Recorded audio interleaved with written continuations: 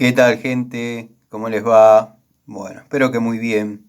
Nuevo video de Siciliano en su taller, video cortito, para mostrarles estas tres unidades, obviamente sin usar aún. Pero bueno, ya son conocidas en el canal estas pinzas, las pinzas de la línea Inco, la línea reforzadita, la que viene como grado industrial.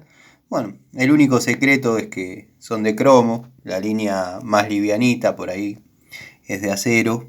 Pero bueno, estas son unas herramientas espectaculares, las recomiendo.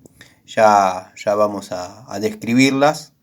Pero bueno, es una excelente opción para alguien que quiere comprar una herramienta, algo que dure, gastar relativamente algo lógico, no comprar Baco, porque créanme que no sé si las empata en calidad, pero van muy bien, van muy bien.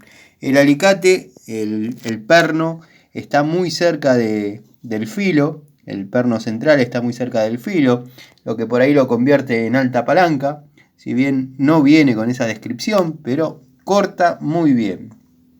La pinza de punta, esta es la de 6 pulgadas, una geometría muy interesante, la verdad que muy linda unidad.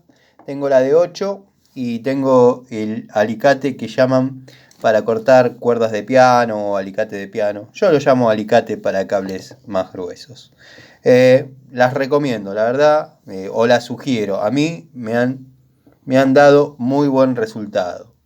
Estoy pensando hacer un versus o un 3 en la misma.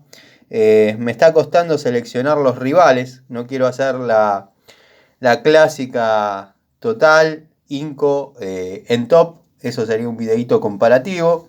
Pero para hacer un versus, calculo que podrían ser rivales de Irimo y quizás Stanley. La verdad, muy buenas unidades. Los veo en un rato, en otra charlita de Siciliano en su taller.